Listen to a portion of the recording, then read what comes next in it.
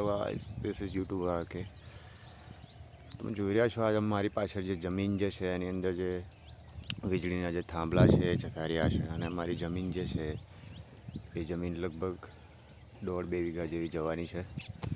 તો ચપટી પૈસા માટે લોકો જમીન આટલી આપી દે છે, બરાબર ભાઈ. તો આ જમીનો જે છે જમીનમાં મતલબ બધું ઉગે છે.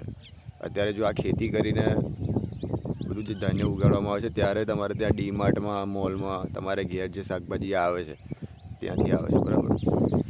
પ્રશ્ન એ જ છે કે ભાઈ જો આ જમીનો બધી આમને આમ જતી રહેશે તો પછી તમે ખાશો શું? ખેડૂત ઉગાડે જ નહીં પૈસા. શાકભાજી બધું જે છે અહીંયાથી નીકળે છે, બરાબર. તો આ જે જમીન જે છે એ જમીન આપણે આપી દેવાની છે. જે વીજળીના થાંભલા સેટેલાઇટની ગણતરીમાં આવે છે ભાઈ આ જમીન, એટલે એ જમીન છોડવા માગતા નથી.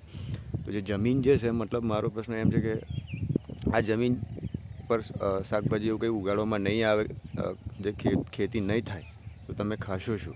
જો આ રીતે બધી રીતે થાંભલા નાખવામાં આવશે સરકાર થકી કે બીજા કોઈ થકી, તો પછી ખેડૂત જે છે ખેતી ક્યાં કરશે? એમની સેટેલાઇટની ગણતરીમાં દોસ્તો જે છે મતલબ વસ્તુ આવી રહી છે. તમે આ મારી સાથે જોઈ રહ્યા છો. અમારી જે જમીન છે એની અંદર લગભગ મોટા મોટા ખાડા કરીને આ ઢગલા કરી દેવામાં આવે છે. તો પ્રશ્ન એ છે કે ભાઈ ભારતની જનતા જે છે એ ક્યારે જાગશે? અને મારા ખેડૂત મિત્રોને તો ખાસ વિનંતી છે કે તમે પણ ક્યારે જાગશો ભાઈ? આ જમીન તમારી છે, તમારી જમીન છે, તમારે ખેતી કરવાની છે, તમારે એની ઉપર જીવવાનું છે અને તમારા ઘરનું ભરણ પોષણ આની ઉપર કરવાનું છે, બરાબર છે. રહી વાત સેટેલાઇટની, તો અમે એ લોકોને વિનંતી કરી કે આ સેટેલાઇટ જે થાંભલો જે છે વચ્ચે વચ્ચ આવે છે ખેતરની વચ્ચે વચ્ચ, તો એ થાંભલો તમે ખસેડીને સાઈડમાં થોડો હટાવી દો. તો એમની સેટેલાઇટની ગણતરી થોડીક ઓછી પડે છે. તો સેટેલાઇટ પહેલાં નહોતી ત્યારે એ લોકો કેમના થાંભલા નાખતા હતા, બરાબર. તો આ સેટેલાઇટની જે મોનોપોલી જે એ લોકોએ બતાવી છે બધાને, બરાબર, તો એ મોનોપોલી ક્યારે રદ થશે ભાઈ? જો થોડીક જમીન માટે એ લોકોને થાંભલાની જરૂર હોય છે, બરાબર, તો સાઈડમાં બી એ લોકો નાખી શકે છે અને એ લોકોનું પણ કામ થઈ જાય અને ખેડૂતનું પણ કામ થઈ જાય. તો મારો વિચાર એમ છે ભાઈ, જો આ ખેતીલાયક જમીન પર ખેતી નહીં થાય તો તમે લોકો ઘરે બેઠા બેઠા ખાશો શું? હું સોશિયલ મીડિયાના માધ્યમથી તમને બધાને ભાઈ આજે આ જાહેર કરું છું કે તમે આના ઉપર થોડો વિરોધ કરો. જો તમને આ મારી વાત સાચી લાગે તો કમેન્ટમાં લખજો કે ભાઈ આનું નિરાકરણ શું છે અને સરકારને આપણે શું જવાબ આપજો. અને સરકારે ભાઈ આપણી લોકશાહી છે, આપણે જ સરકારને લાવ્યા છે, સરકાર આપણી માટે છે. આપણે એ લોકોને વોટ આપ્યા છે અને એ લોકોને આગળ લાવ્યા છે કે આપણું કામ થાય, ના કે આપણું કામ ખરાબ થાય, બરાબર. તો હું એક નાના ખેડૂત પુત્ર તરીકે ભાઈ એક આટલી અરજી કરું છું બધાને કે તમે લોકો પણ જાગૃત થાઓ અને આ સેટેલાઇટની જે મોનોપોલી છે રદ કરો. ચપટી પૈસા માટે લોકો પોતાની જમીન આપી દે છે ભાઈ કે આ થાંભલા અહીંયા બનાવવાના છે, અહીંયા આ કરવાનું છે, પેલું કરવાનું છે, એ રીતે, બરાબર. તો જમીન જે છે એ પૈસા ભાઈ એક જ વાર એ લોકો આપે છે. 15-16 લાખ રૂપિયામાં તમે શું કરી લેવાના છો? આખી જિંદગી તમારા છોકરા રખડી જશે, તમારી હાથમાંથી તો જમીન જતી જ રહેવાની છે. અને ચોખ્ખી વાત છે ભાઈ, ચપટી પૈસા માટે ભાઈ બહેનો નહીં થતો, બાપ છોકરાનો નહીં થતો, દાદો પોતા છોકરાના છોકરાનો નહીં થતો, બરાબર છે.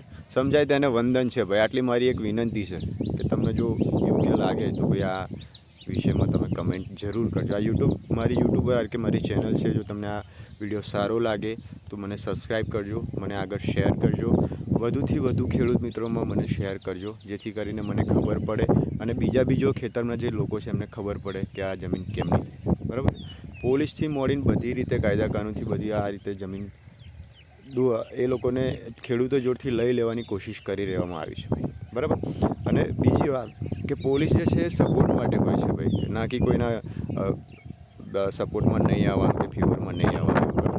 અને જો છોકરાઓ કે ગમે તે કોઈ નાના વિરોધ કરે છે ભાઈ, તો એ લોકો એમની માટે વિરોધ કરે છે કે ભાઈ ક્યારેક ને ક્યારેક થોડા સાચા હોય છે અને પાછળના ભવિષ્યનું વિચારતા હોય છે કે એમના છોકરા શું ખાશે, શું કરશે, કાલ ઉઠીને શું કરશે, એમ, બરાબર. તો ભાઈ તમને આ જો મનમાં થોડુંક બી અજવાળું થતું હોય તો મારો કહેવાનો મતલબ એ જ છે કે ભાઈ તમે જાગૃત થજો. અને આવી રીતે જે જમીનો પડાવી લેવામાં આવી છે, બરાબર, આની અંદર થાંભલા લેવામાં આવે છે. મારી પાછળ મોટો થાંભલો અહીંથી જાય છે, બરાબર. ત્યાર પછી એક બીજી લાઈન અહીંથી આવી ગઈ છે, પછી એની પાછળ બી એક બીજી લાઈન છે, તમે જોઈ રહ્યા છો આ કેમેરાની અંદર જે અંદર લાઈન જઈ રહી છે. તો આ રીતે આ લોકો કરવા શું માગે છે? જો એ લોકો એક જ લાઈનમાં આ કનેક્શન ના આપી શકે કે આ આપવું જરૂરી છે બધાની જમીનો લેવી જરૂરી છે ભાઈ, બરાબર? તો ભાઈ મારા ખેડૂત મિત્રો, તમે ખાસ કમેન્ટ કરજો. બીજા લોકો તો કમેન્ટ કરે ના કરે, તમારે આ પ્રશ્નનો શું ઉકેલ જોઈએ છે અને શું નિરાકરણ જોઈએ છે સરકાર પાસેથી, એ મને ખાલી એટલું કમેન્ટમાં લખજો, બરાબર? ચલો ભાઈ, જો આ વિડીયો સારો લાગે તો સબસ્ક્રાઈબ કરજો. મારી ચેનલ છે યુટ્યુબર આરકે, એ ચેનલ મારી છે. યુટ્યુબ પર તમે જઈને બેલ આઇકન કરી શકો છો. આ મારી ચેનલ છે યુટ્યુબર આરકે, બરાબર? ચલો ભાઈ, મળીએ બીજા વિડીયોમાં.